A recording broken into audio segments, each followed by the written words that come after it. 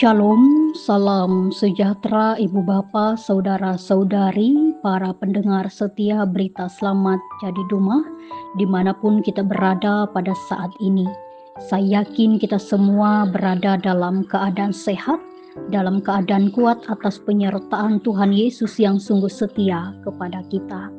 Saya Vikaris Isna Dewianti STH yang bertugas di Calon Resort GKI Rungan Hulu dan lebih tepatnya yang ditugaskan di Jemaat GKI Tumbang Mucai, Jemaat GKI Hentapang dan juga Pos PI Batatak. Saya akan membawa kita dalam membacakan dan merenungi sabda firman Tuhan yang diambil dari kitab Perjanjian Lama, yaitu 1 Raja-Raja pasal yang ke-5 ayat yang pertama sampai juga yang ke-12 yang dibawa perikop persiapan untuk mendirikan bait suci. Namun Ibu Bapa, Saudara-saudari di dalam Tuhan, sebelum kita bersama membuka, membaca dan merenungi sebagian daripada sabdanya, marilah kita berdoa meminta tuntunan dan hikmat daripada Tuhan. Kita berdoa. Bapa di sorga, pada saat hari ini kami sungguh-sungguh bersuka cita dan bergembira hati, sebab penyertaan-Mu tak putus-putusnya terjadi bagi kami. Dan pada saat ini pun Tuhan, kami akan bersama-sama mendasari kehidupan kami dengan dasar yang kokoh, yaitu firman-Mu.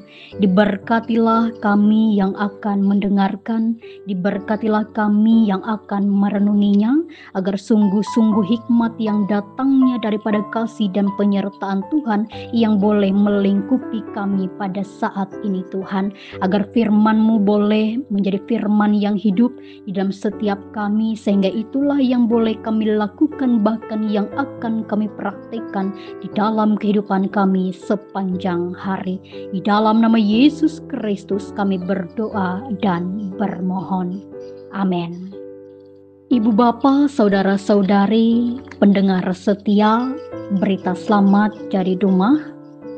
Di sini saya akan membacakan bagi kita sabda firman Tuhan yang diambil dari 1 Raja-Raja pasal yang ke-5 ayat yang pertama sampai yang ke-12. Seperti yang dikatakan tadi di bawah perikop persiapan untuk mendirikan bait suci. Nah, Ibu Bapa, Saudara-saudari, saya juga memberikan tema bagi kita pada saat ini, yaitu saling menopang membawa sukacita dalam Tuhan. Namun saya akan membacakan di ayat yang keempat sampai juga yang ke-8, yang demikian sabda Tuhan dikatakan bagi kita. Tetapi sekarang Tuhan Allahku telah mengaruniakan keamanan kepadaku, di mana-mana tidak ada lagi lawan dan tidak ada lagi malapetaka menimpa. Dan ketahuilah aku berpikir-pikir hendak mendirikan sebuah rumah bagi nama Tuhan Allahku, seperti yang dijanjikan Tuhan kepada Daud ayahku demikian.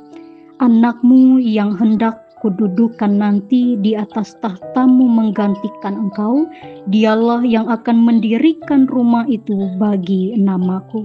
Oleh sebab itu, perintahkanlah orang menebang bagiku pohon-pohon aras dari gunung Libanon, dan biarlah hamba-hambaku membantu hamba-hambamu, dan upah hamba-hambamu akan kubayar kepadamu seberapa juga kau minta. Sebab engkau tahu bahwa di antara kami tidak ada seorang pun yang pandai menebang pohon sama seperti orang Sidon. Maka segera sesudah Hiram mendengar pesan dari Salomo itu, ia sangat bersuka cita serta berkata, "Terpujilah Tuhan pada hari ini, karena ia telah memberikan kepada Daud seorang anak yang bijaksana untuk mengepalai bangsa yang besar ini."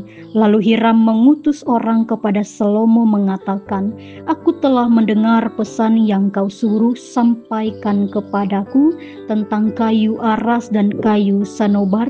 Aku akan melakukan segala yang kau kehendaki."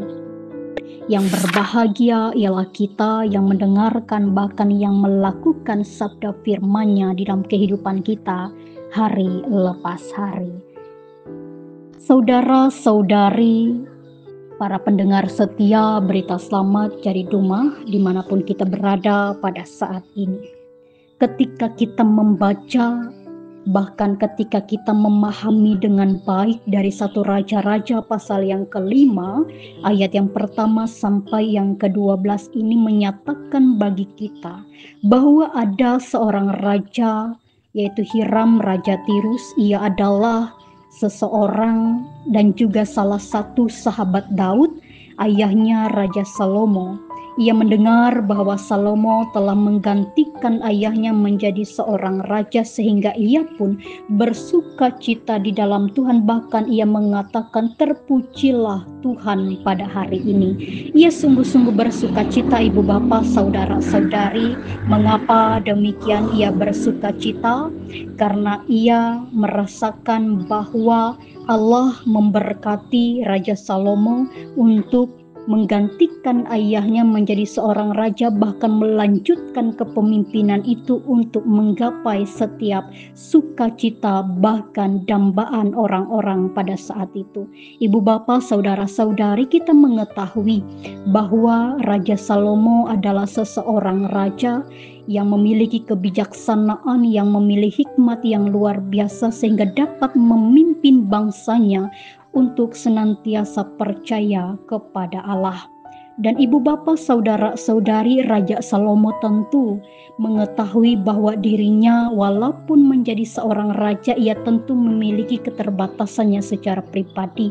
Ia percaya bahwa dirinya tidak akan mampu bekerja seorang diri. Ia percaya bahwa ia tidak akan mampu melakukan segala sesuatu secara pribadi, sehingga ia menyatakan dirinya, bahkan ia membutuhkan pertolongan, membutuhkan penopangan dari orang-orang yang ada di sekitarnya. Dan ini pun menjadi sesuatu hal pembelajaran baik bagi kita, bahwa kita di tengah-tengah dunia ini adalah orang-orang yang tentu membutuhkan pertolongan orang lain, bahwa kita ini adalah makhluk sosial yang tidak akan mampu bertahan seorang diri untuk melakukan segala sesuatu di tengah-tengah dunia ini. Dan ketika ia mendambakan, bahkan ketika ia mau mendirikan bait suci bagi nama Allah, ia tentu mendirikannya dengan berbagai persiapan yang matang. Ia melakukan segala sesuatu untuk kepujian dan kemuliaan nama Tuhan. Bahkan ia bekerja dengan cara yang baik, sehingga pun suatu saat nanti ia percaya bahwa ketika ia bekerja dengan baik, ia pun akan menuai hasil yang baik. Dan ibu bapa, saudara-saudari, ketika ia ingin mendirikan bait suci, ia perlu mempersiapkan segala sesuatunya dengan baik, baik itu bahan-bahan material yang berkualitas, baik itu dana, bahkan orang-orang yang akan ambil bagian di dalam pengerjaannya. Ia tahu bahwa ia membutuhkan kerjasama. Ia tahu bahwa akan membutuhkan persatuan dan saling menopang, sehingga ia pun mengirimkan suratnya kepada Hiram agar menolong dan juga menopang dirinya untuk mencari bahan-bahan yang terbaik, agar bangunan bait suci itu boleh menjadi bangunan yang kuat, menjadi bangunan yang kokoh untuk ditempati orang-orang memuji dan memuliakan nama Allah. Nah, ibu bapa, saudara-saudari yang dikasihi dan diberkati di dalam Tuhan, melalui firman Tuhan ini kita mendapatkan pembelajaran yang baik, pembelajaran yang tegas bahwa kita tidak akan mampu melakukan sesuatu hal secara sendiri, melakukan sesuatu hal secara pribadi tanpa adanya pertolongan orang lain yang ada di sekitar kita. Maka daripada itu, jangan pernah meremehkan kehadiran orang lain yang ada di sekitar kehidupan kita, karena kita menyadari bahwa mereka adalah perpanjangan tangan Tuhan yang boleh menolong, yang boleh memampukan, bahkan memberikan topangan terbaik bagi kita di tengah-tengah dunia ini. Dan pun ibu bapa, saudara-saudari, ketika kita mengerjakan sesuatu yang kita anggap kita tidak mampu mengerjakannya secara pribadi, bahkan melalui perkara-perkara yang kecil ataupun perkara-perkara yang besar, marilah kita bersama-sama meminta pertolongan daripada Tuhan, memohon kepada Tuhan, meminta hikmat daripada Tuhan Allah Bapa itu sendiri, agar boleh menuntun bahkan menyertai ketika kita berjuang di tengah-tengah dunia ini untuk melakukan berbagai hal yang boleh membawa sukacita bagi setiap kita. Ibu bapa, saudara-saudari, para pendengar setia berita selamat Cari Duma, marilah kita juga mengerti dan memahami waktu Tuhan adalah waktu yang terbaik. Waktu Tuhan adalah waktu yang telah ditetapkan bagi setiap kita, dan ketika kita percaya bahwa waktu Tuhan adalah waktu yang terbaik, dan marilah kita bersama-sama bersabar untuk melakukan segala sesuatu yang kita jalani di tengah-tengah dunia ini, meminta pertolongan, meminta tuntunannya, agar kita senantiasa berada di dalam perkenaannya Tuhan. Sebab kita adalah makhluk yang tidak akan mampu bertahan seorang diri, bekerja seorang diri tanpa ada kerjasama, saling menopang dari orang-orang yang ada di sekitar kita. Bahkan tentunya yang pertama, kita tidak akan mampu melakukannya tanpa ada waktunya Tuhan, tanpa ada pertolongan dan penyertaan daripada Tuhan. Marilah kita bersama-sama menghayati tentang firman Tuhan ini, bahwa firman Tuhan adalah dasar yang kokoh bagi setiap kita untuk memampukan kita melewati proses demi proses kehidupan yang kita jalani di tengah-tengah dunia ini. Biarlah ibu bapa, saudara-saudari pendengar setia berita selamat Cari Duma, firman Tuhan ini boleh menguatkan kita di dalam hidup dan kehidupan kita, dan kiranya Yesus Kristus boleh memberkati kita melalui firman-Nya. Ibu bapa, saudara-saudariku di dalam Tuhan, marilah kita bersama-sama bersatu di dalam doa. Kita meminta kasih dan penyertaan daripada Tuhan, agar firman yang baru saja kita dengarkan itu boleh menjadi firman Tuhan yang hidup di setiap kita. Kita berdoa. Allah Bapa, kami mengucap syukur bahkan berterima kasih pada saat hari ini. Terima kasih Engkau telah memperdengarkan kami dengan firman Tuhan yang luar biasa. Biarlah Tuhan firman ini boleh tinggal tetap di dalam hidup dan kehidupan kami, dan biarlah firman Tuhan ini boleh menjadi dasar yang kokoh bagi setiap kami yang mempercayainya.